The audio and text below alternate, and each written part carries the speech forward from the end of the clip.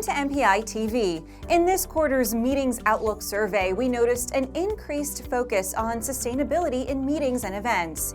Here to tell us more about the trend and the efforts that have emerged is sustainable events consultant Julia Spangler. Julia, how are you working with meeting planners to create zero-waste events? Well, we like to start as much as we can with talking about the choices that are being made for the event.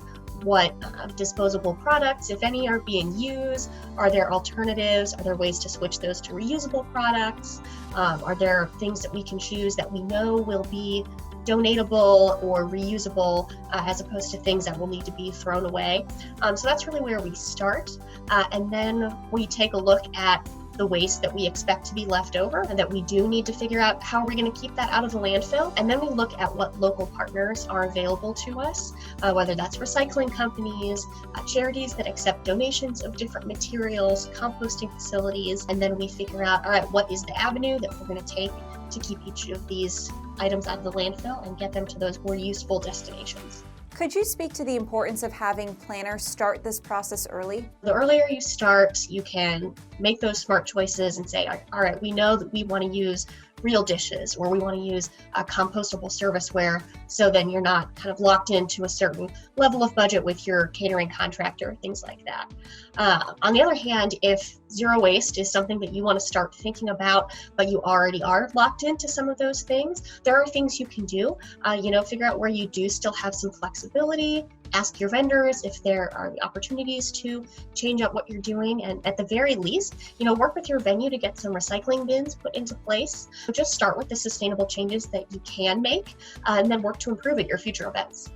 What advice do you have for planners looking for a sustainable destination to host their event? Definitely get in touch with the local CPB, see what resources that they're aware of in the city.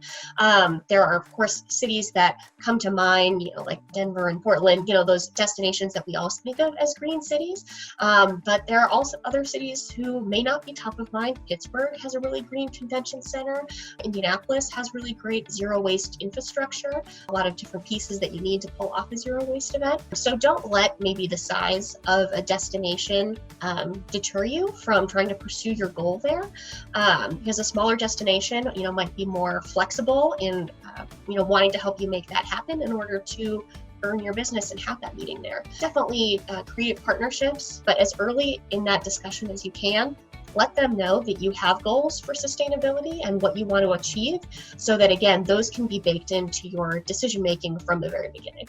Julia, thank you so much for that insightful discussion and for helping to spread the importance of sustainability in meetings. For more tips on creating a zero-waste event, check out the February issue of The Meeting Professional. Thank you so much for joining us on this edition of MPI TV. Behind every festival, every speech, every product launch is a professional who can create never-before-seen experiences that inspire people to evolve their outlooks, examine their preconceptions, and take positive action. Meeting Professionals International is the career home for people who bring people together, because MPI knows that when we meet face-to-face, we can stand shoulder to shoulder. When we meet, we change the world.